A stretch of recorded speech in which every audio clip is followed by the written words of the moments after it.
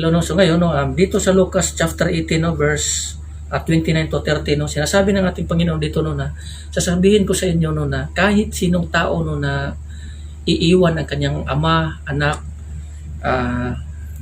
yung bahay niya or pamamahay niya dahil sa kaharian ng langit, ay makakatanggap ng maraming mga biyaya sa panahon ngayon at sa darating na araw. Ano bang sinasabi dito, no, na iwanan mo? Ito ba yung dapat na iwanan mo talaga na literal? No. Siguro mayroon ganon na iwanan mo for the sake of kingdom of God. Pero isa talaga dito sa akin lang, no, na pagkaintindi, i-priority mo ang ating Panginoong Jesucristo. I-priority mo ang kaligtasan. I-priority mo ang kaharian ng Diyos. Kasi ito talaga ang pinaka-importante. Kaya nga sinasabi ng ating Panginoon dito, no, na kahit sino na hindi galit ba yun? Iwan, basta gano'n na lang. Iwanan yung mga pamilya niya ay hindi magiging karapat-dapat na magiging aking sumusunod or followers. Di ba?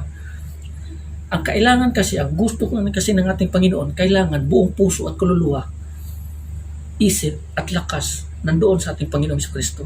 Nakapokus tayo sa Kanya.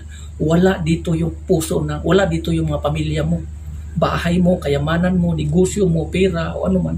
Kailangan doon ka sa ating Panginoong Jesucristo. Huwag kang mag-alala sa mga pamilya mo.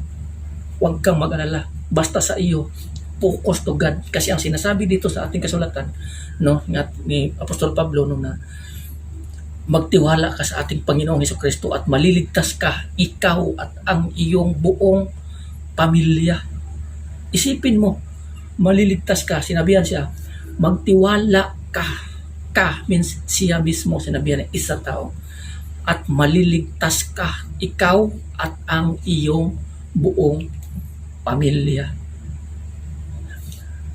Focus ka, iwanan mo yun, i-priority mo yun ang ating Panginoong Jesucristo. Sa lahat ng bagay, ang Diyos talaga magiging priority mo.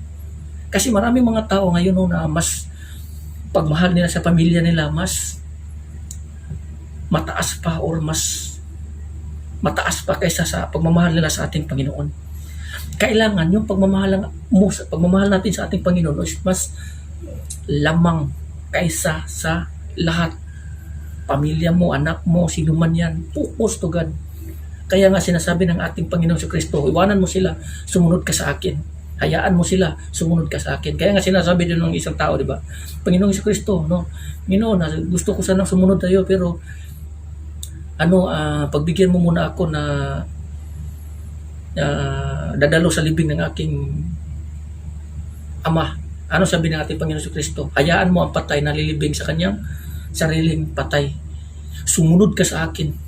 Sumunod ka sa akin. Isipin mo, ilibing lang yan, pero mas pinili ng ating Panginoon, sumunod ka sa akin kasi mas importante pa ang buhay kaysa patay. Kaya nga sinasabi doon, di ba, naalala nyo yung sinabi ng ating Panginoon Jesucristo nung bumisita siya sa kanila ni Marta at ni Maria. Ang sinabi ng ating Panginoon Jesucristo kay Marta, doon kay patungkol kay Maria, Marta, masyado kang nagiging busy or nagiging ka dito sa makamundong bagay, sa mga bagay-bagay. Pero isang bagay lang naman ang pinaka-importante sa lahat. Si Maria, pinili niya yung pinaka-importanting bagay sa lahat na walang makakaagaw sa kanya. Ito yung pinaka-importante, ang ating Panginoon, ang salita ng Diyos, ang kalooban ng Diyos. Focus to God kasi ang sabi ng ating Panginoon Jesucristo, kung ang isang tao nagsisimula ng mag-araro tapos panay palingon sa likuran, hindi magiging karapat-dapat na sumusunod sa akin. Ano ba yung mag-aararo? Ito yung nagsimula na tayo doon sa pamumuhay sa ating Panginoon Jesucristo. Kasi maraming mga tao ngayon na sumusunod sa ating Panginoon pero panay lingon sa likod. Ano ba yung ibig sabihin sa panay lingon sa likod? Yung kumbaga mas nagiging priority din nila o binigyan nila ng mataas na importansya yung mga bagay sa mundo ito. Pangarap, kayamanan, lahat ng bagay dito. Hanggang sa yung puso nila instead na ang Panginoon unti-unting nawawala at natatabunan dahil sa mga pagnanasa or desire ng kanilang katawan. Desire ng kanilang gusto ng mga ganitong bagay na gustong maabot, mga pangarap. Dahil din sa kagustuhan no, na gustong magiging masaya ang kanilang asawa, gagawin nila ang lahat para sa kanilang asawa. At dahil dito, yung puso ng bawat tao nahahati.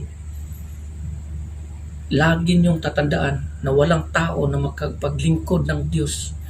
Walang tao na makapaglingkod sa dalawang Diyos ng sabay. So kung yung puso mo nahahati dito sa mundong ito, nahahati din dito sa Panginoon, paano mo magagawa yun? Timbangin yun. Hindi pwede magiging timbang yun o pantay yun. May mabigat talaga sa kanila. Kung iniisip mo, mas mabigat o mas matimbang pa yung Panginoon sa iyo, kailangan i-focus mo yung Panginoon. Pero kung tingin mo talaga mas nais talaga ng puso mo yung mga bagay, alam mo yan, kahit ikaw mismo alam mo yan kung sino yung mas matimbang dito sa puso mo. Kung tingin mo talaga mas matimbang itong bagay nito, ito, ganyan, lagi mong tatandaan. Piliin mo yung mapakinabangan mo pagdating ng araw. Hindi yung mga bagay dito sa mundong ito na temporary lamang. Hindi ko sinasabi na masama magtrabaho, huwag ka na magtrabaho kasi maglingkod lang. No, hindi ko sinasabi yan. Ang sinasabi ko, mas i-priority natin sa lahat ng bagay ang ating Panginoon. Pwede ka magtrabaho, pero yung puso at isip mo, i-focus mo doon sa Panginoon. Kasi ang sabi ng ating Panginoon, Jesucristo, no, na unahin niyo ang paghari ng Panginoon. At lahat ng bagay dito, idadagdag niya. Hindi yan mga literal na mga bagay dito na magiging mayaman ka.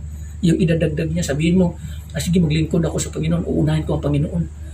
Kasi yayaman ako, kasi sabi niya no, maglilingkod ako sa unahin ko siya, dadagdag niya lahat ng pangangailangan ko, siguro mayayaman ako. No, hindi yan.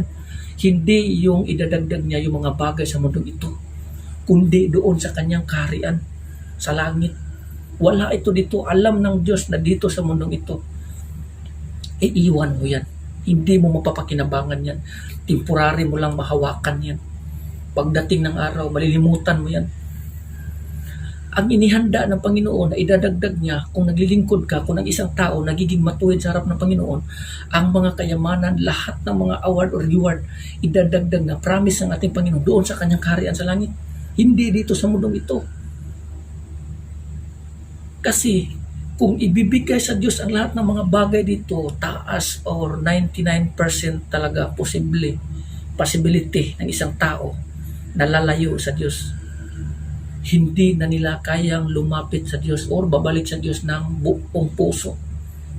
Kasi paano katatawag at babalik sa Panginoon kung lahat ng bagay na gusto mo, nakakamit mo na dito sa mundong ito? Hindi na. Kasi andyan na yan lahat. Paano pa ako? Bakit pa ako tatawag sa Kanya? Nandito rin sa akin itong bagay na ito. Maraming paghihirap ang dadaanan ng isang tao na tuwing magdidesisyon siya na susunod sa ating Panginoon si Kristo. Kaya nga sinasabi ng ating Panginoon si Kristo, no, kung susunod ka, pasanin mo ang cross. Ano ba yung cross na yun na papasanin mo sa oras na susunod ka sa Panginoon si Kristo? Kailangan ihanda mo yung sarili mo sa mga pagsubok na dadaanan mo. Lahat ng kabiguan, lahat ng mga masasakit, lahat dito sa mundong ito, iiwan ka. Walang taong tutulong sa iyo. Wala, magiging wala yan lahat. Wala kang ibang dadalhin at focus. Ang Panginoon lamang. Maniwala ka sa akin pagdating ng araw. Yung mga promises of God, no, promises of ating Panginoong Jesucristo, matatanggap natin yan pagdating ng araw kung tayo ay mananatiling matatag, mananatiling tapat sa ating Panginoon. Kaya nga sinasabi ng ating Panginoong Jesucristo, di ba, no, na be faithful until death and I will give you the crown of life. Yan, no, ang pagiging faithful natin hanggang sa kamatayan. At bawat isa sa atin makakatanggap ng mga pagpapala or yung corona, purong-purong or corona ng buhay na pinangako ng ating Panginoon. Lagi nating tatandaan yan. No? So hanggang dito na lang, no, maraming salamat and God bless everyone.